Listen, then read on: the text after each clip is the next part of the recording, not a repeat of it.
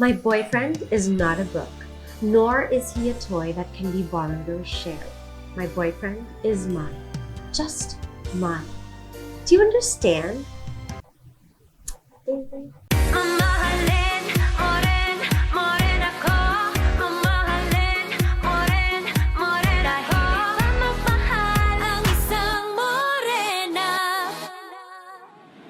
Hello everyone, welcome back to my channel. This is ROXANNE BARCELO, aka Natalie Alcantara of Wildflower.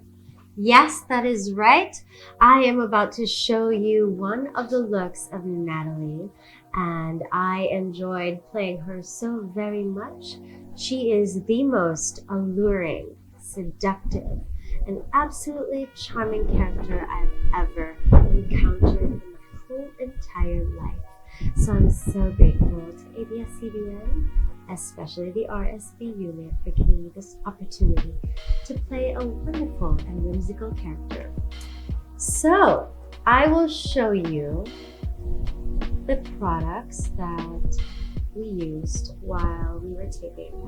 And this is basically the end look, and if you like it, then subscribe and of course comment on the bottom why you love Natalie and other ideas about how to be seductive. I am open to it because as I explored her character, I went through a series of enlightening moments, and that I will show you in a different video. But for now, let's stick to the look of Miss Natalie Alcantara. In 3, 2, 1, go.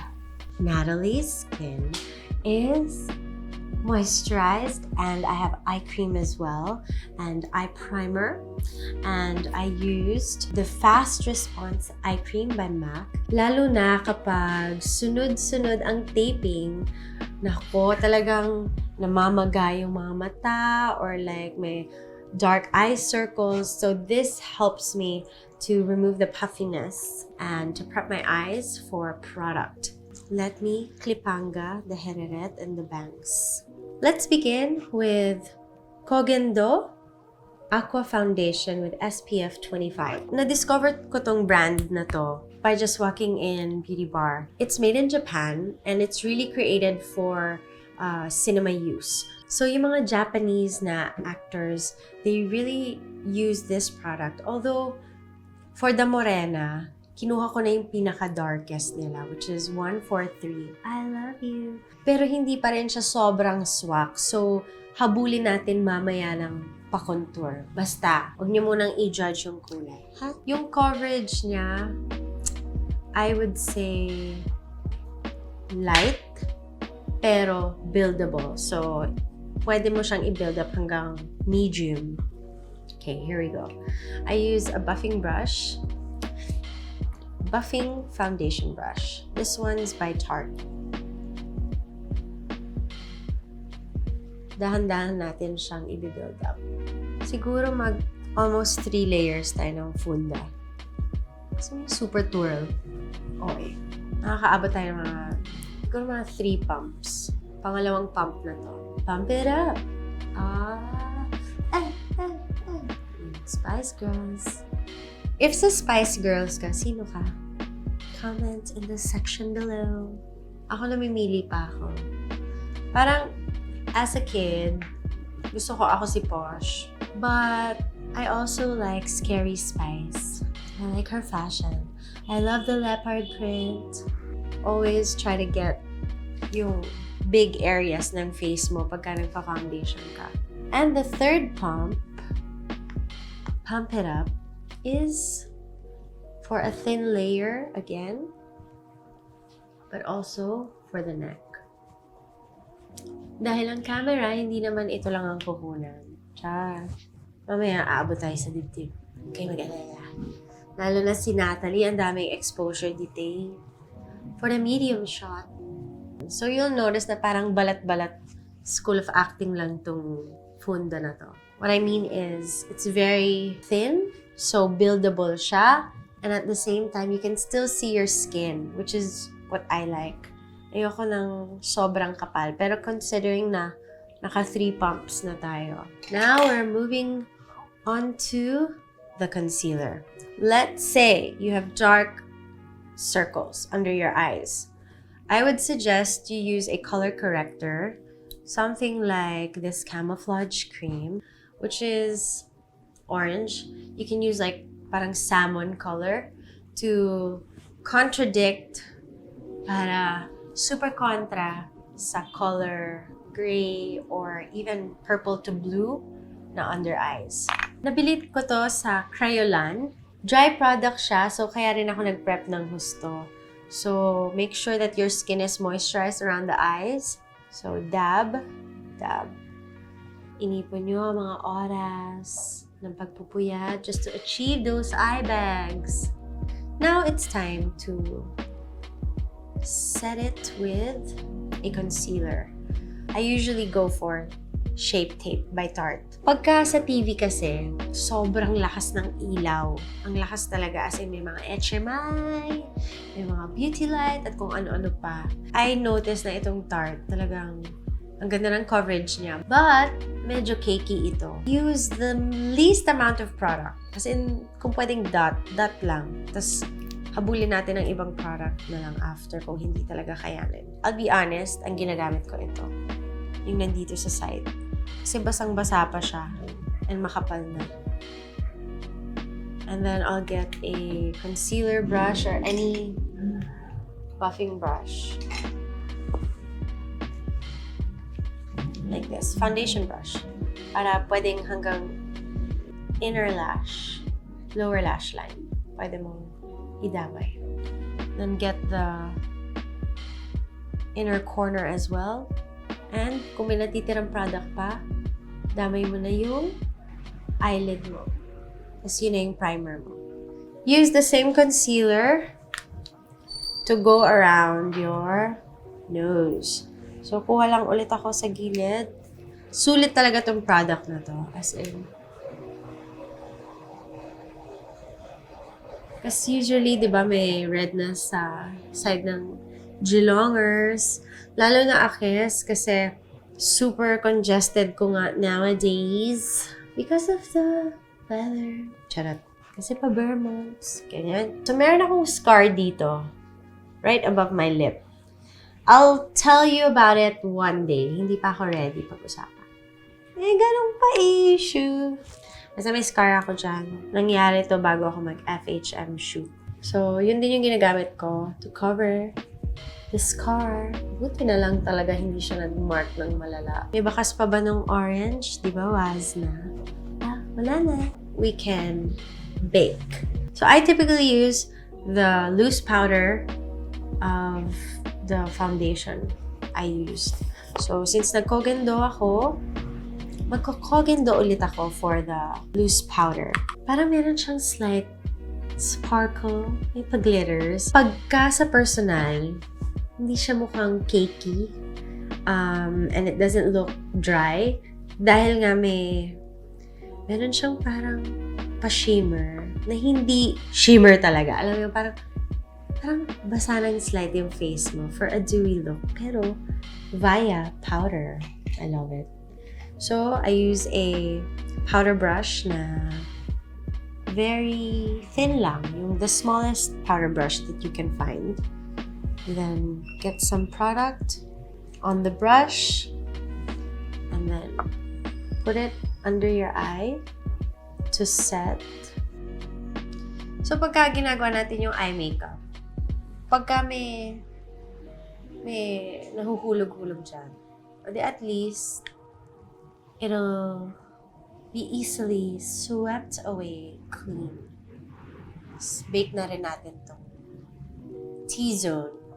So, moving on, gawin na natin ang pakilay. Ang kilay ni Natalie ay hindi masyadong makapal, pero pointed siya. Oh my God! Mga taong bayan! Pag nag-iiba yung character ko, iba din yung kilay. Siya talaga yung isa sa mga nagde-define ng mga roles ko. Kuwari, katulad sa ipaglaban mo, halos wala akong kilay doon. As in, makapal siya pero palapad para bait-baitan. So ito, si Natalie, since she's a as a bitch. Siya naman, defined. I have with me 3 colors. Natutunan ko to kay Jerry Penaso.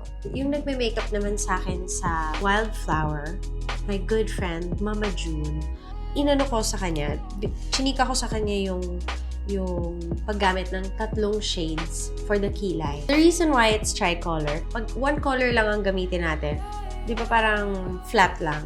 Although, normally ganun naman, di ba? Pero in this case, since si Natalie ay maarte, ganyan-ganyan, hindi siya ngongo katulad ko ngayon. Pero in general, maarte siya. So, let's use Blonde, Mahogany, and Saddle by Bobbi Brown. Let's use the darkest shade first. I-swatch ko sa inyo para makita nyo.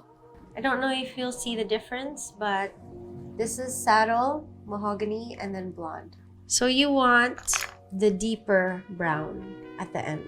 This is a perfectly defined long wear brow pencil. So high definition din siya. Let's start with the end.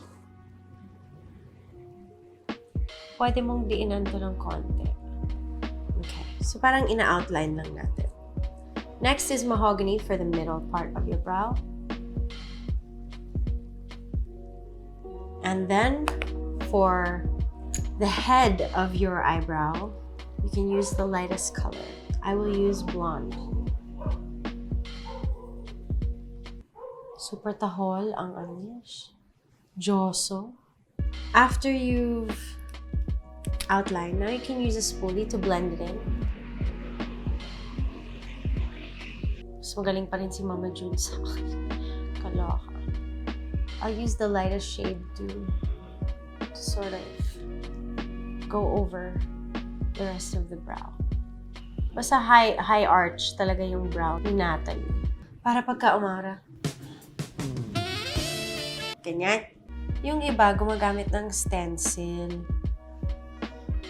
Ako, I would never want to have super perfect features na yung pag minake-upan. Kasi, hindi naman ako, or wala na, eto, sabi ng friend ko, wala namang mukhang symmetrical. Hindi naman automatic kung ano yung nasa left, yun yung nasa kanan. Whether it's the size of your cheeks or your eyebrows, dead man na, hindi sila kailangan Siamese twins. Pwedeng twinning lang, pasweet lang. Blonde. James Blonde. Tsaka ka nung joke. Instead of just going with the way your hair is diagonally, what you do is try to go against it and go upward. Minsan nagpapakila yung nanay ko sa akin. Ibig sabihin, bet niya ako magpengkay. Your brows will be looking more 3D to define the brow even more. I will go in with a tattoo type of eyebrow liquid product. And this one's K Palette. I use the shade 2. So, yung mga kulang na butil ng her, eto na siya. Pasadahan na natin. And to fill in the missing pieces of your heart, of your brow. So blend everything together with a spoolie. To set everything, I just use a clear mascara. One of my brow hairs just likes to do that. Mga tao pa naman, alam mo na, pag nanonood sa TV, nadidistract sila sa mga paganyan. So, to avoid that kind of mishap, I set it with clear brow gel. Here we go. Medyo kabado ako dito sa pamata ni Natalie. Kasi there were times na may pag-glitter, pagka yung pa-event si Natalie, deep yung eyes niya. So what Natalie does is a deep, smoky brown eye. That's what she absolutely loves. So I'll go in with 2 shades from MAC. I have Espresso and Cork. And Espresso is the deeper color. It's a deeper brown, almost grayish. So it'll really create that shadow. And we also have Cork, which will be like a nice taupe color. So get any medium eyeshadow brush. And this one is by Real Techniques. One of my favorites. I'll go in with espresso first. And I'll slowly blend it upward, like diagonally into a cat eye. And then gradually bring it upward at the end.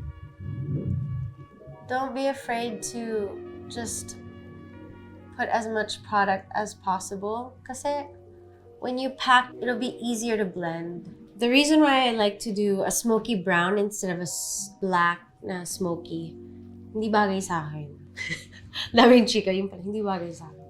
Okay lang na hindi yan perfect because after that, I will get a more rounded eyeshadow brush and I'll go in with a cork and I'll basically blend the top of the shadow that I've built. So you're almost like going on top of the darker, so it gradually goes lighter. We go back in with a 219 SE from MAC. I'll do the lower lash line with espresso, which is the darker color. I go in all the way into the lower lashes, the root of the lower lashes. Now we can move on to the gold pigment.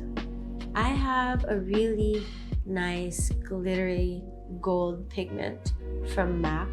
Kasama to sa isang set, and nung nakita ko tong gold na to, sabi ko, shocks, ang ganda. And I also will mix on top of it this Dazzle Shadow Liquid from MAC.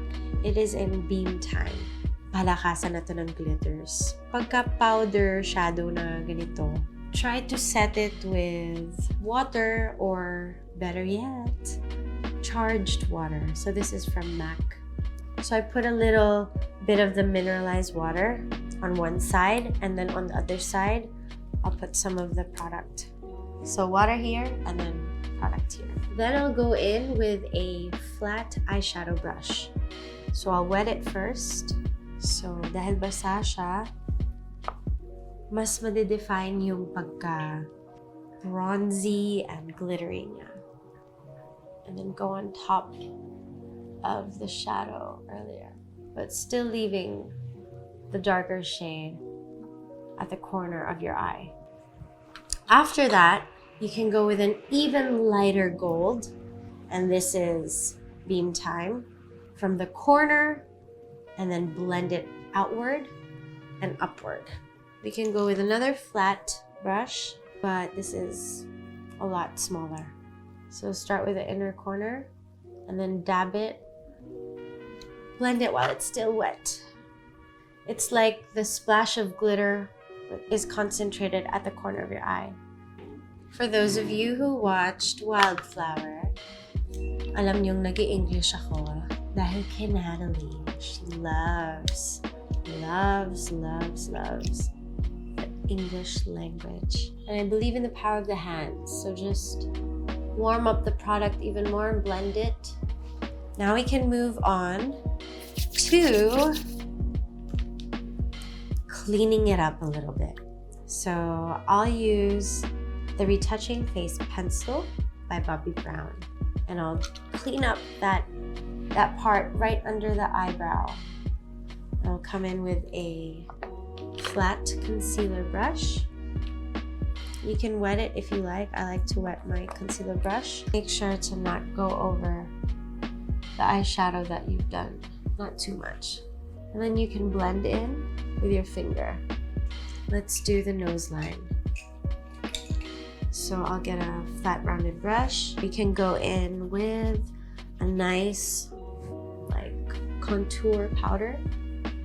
I like to use this Can Make shading powder, shade 3. Go over the top of the eyeshadow, bring it to the right under the bridge of the nose, and bring it right down to the tip of the nose. Blend it, bring it to the edge of the nose. And it's a defined but not too defined nose line. I'll go in with another shade. This one is by Tarte, and then let's just go over what we just did. At this point, we can now move on to the winged liner. Is very important with Miss Natalie.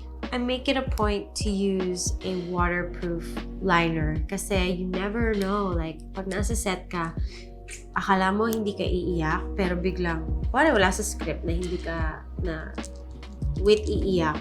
Biglang sasabihin ng director, ay, gusto ko may paluha ka dyan. Ay, die! Kailangan prepared ka sa mga ganong eksena.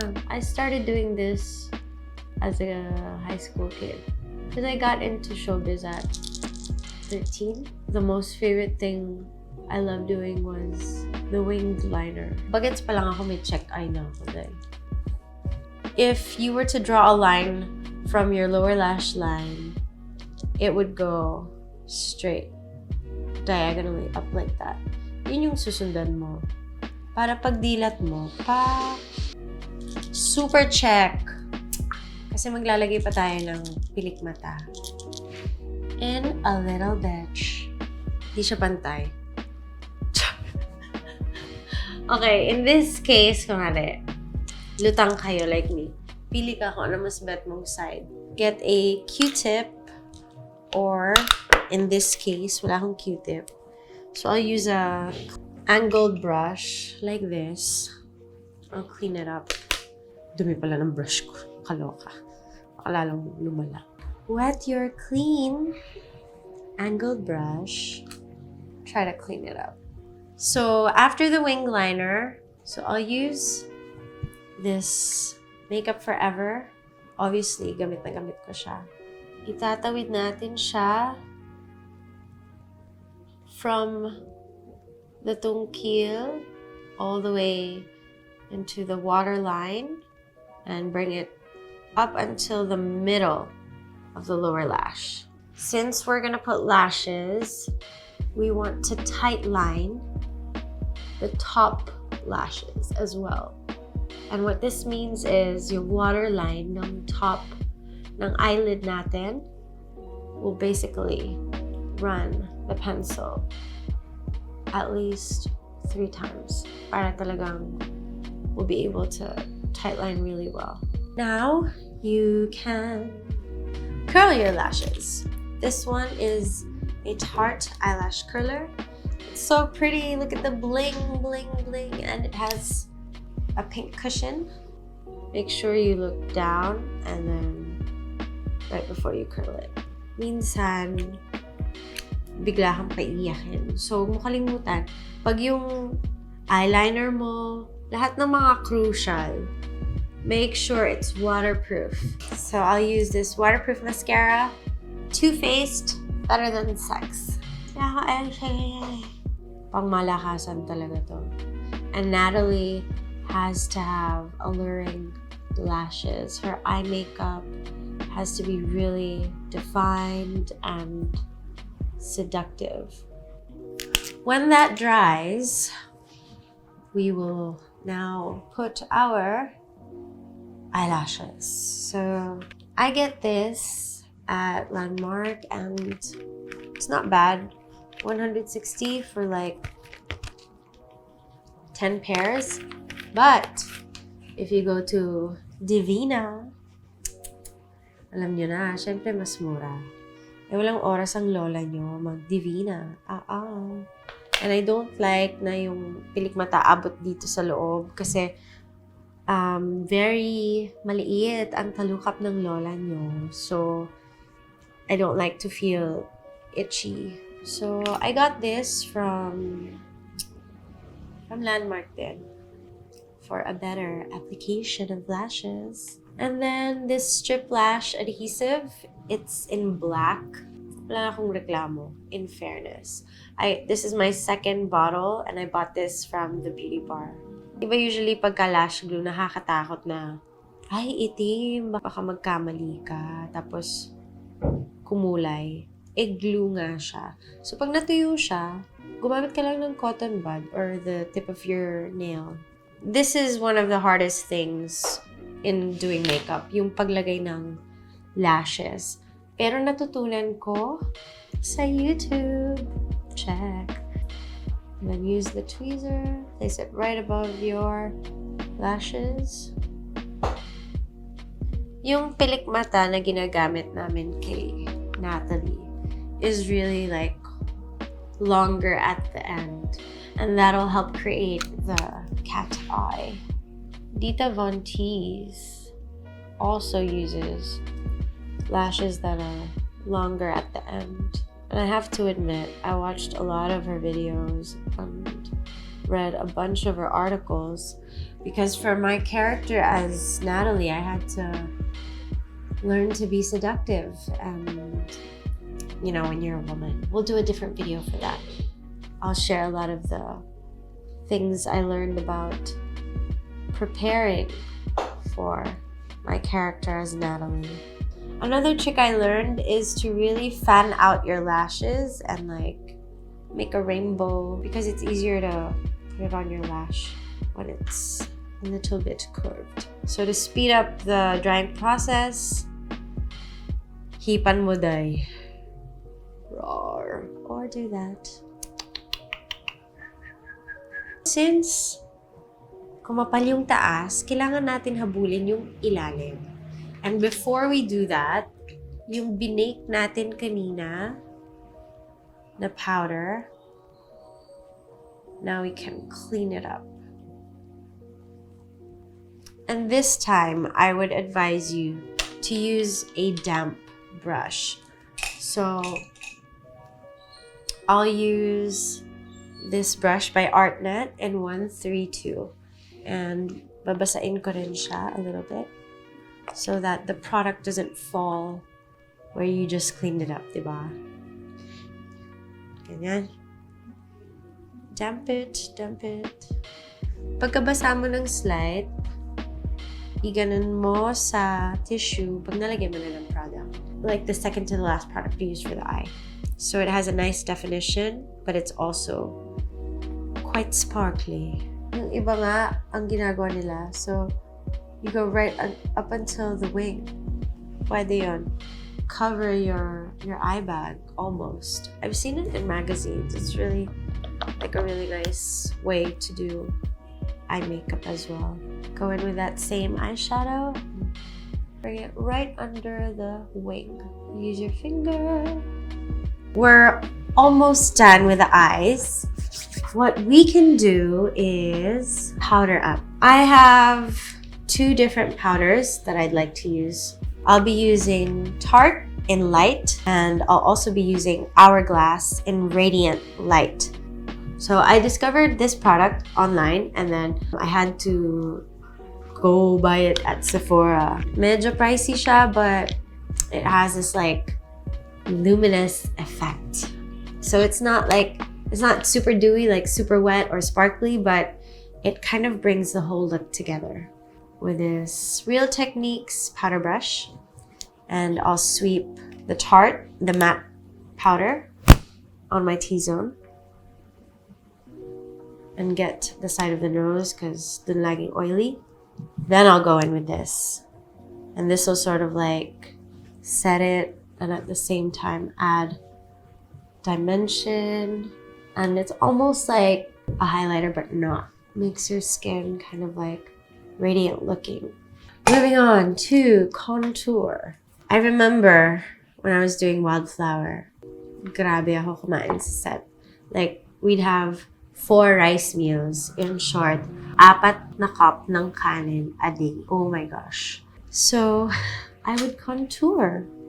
So, I will use the Tarteist Pro Glow. And this is a highlighter palette. And that same one right on the jawline.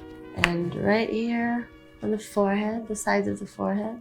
And then I go in with a deeper contour. There's this contour palette. It's called Clay Play, a face shaping palette. Let's do Timber. This is the deepest one. I ruined it with my nail the other day.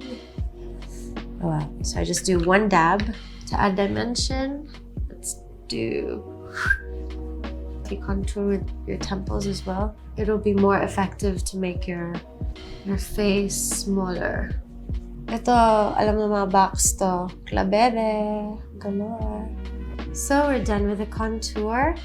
And Natalie is sweet. She's decadent. She's seductive. But she's also mysterious. Anyway, moving on to the blush. This is Blush Bazaar. I'll go in with the peach blush. It's called Fortunate. Natalie was quite unfortunate just because naagawan siya ng boyfriend lagi. Hard. Tapos, bumawi siya. Binawian niya lahat. Inagaw naman niya yung boyfriend at kung ano-ano pa ng iba. Gante ever. We'll do like drunk blush with a peach color. So it's not too young looking. It's still mature looking. Flirty. Very flirty. And Natalie is all about flirting. Tried and tested na to. Nilabas ko na to kung saan-saan. Is really, really effective. Saan? Sa acting. Charot. Klabebe! What is klabebe? Sa mga nagpa-pageant, alam nila to. Parang ginagamit to kay Kim Chu. Dito sa hairline. Like, almost like the color of your hair or hairline. Tapos parang lalagyan mo siya ng shadow para mas lumiit yung pass mo. Para gamunggo ka na lang. Gamunggo ka na lang. Gamunggo ka na lang. And I'll use the color Smoke, which is kind of like a grayish brown. And I'll go for Onyx, which is kind of black as well. And I'll mix that and maybe Dunes as well. So it's like a sandy color. Tapos angat mo yung hair mo. And then kind of like just sweep it. Just go through those colors or anything that's kind of like black or shadowy. And just, since we put the blush and the contour and the nose line, why don't we go back with the powder? Let's do another round of this radiant light to bring the whole look together and to sort of blend everything out. So moving on to the lips. Lip conditioner by MAC has really helped me keep my lips hydrated when I do tapings because it's almost like a primer and a moisturizer in one. I have to clean my hands, but my friend works at Human Nature and this is one of the favorite hand sanitizers. My best friend works at Human Nature. Cool fun fact, I used to host Go Negosyo big time, and this was aired on QTV. As I was hosting, one of the people I interviewed was Dylan and his wife Anna. When I met Anna, I was like, oh my gosh, she reminds me of my best friend, Moisalita. I realized, why don't I connect the two? And many years later, she still works with Human Nature, so I'm so happy for my best friend. Daming chika dahil lang sa sanitizer. I will go in with my lip conditioner by MAC and prep and prime my lips. I'll use Subculture by MAC. Ooh, this one is like really used up. This is definitely the one I used for Natalie. Go a little bit over your original lip shape.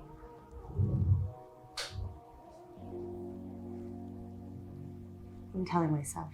I'll go in with this, almost like a peach and a nude. It's called Retro Matte Liquid Lip Color Back in Vogue. For our chest, we used Lit and Fire in this palette, Tortoised Pro Glow.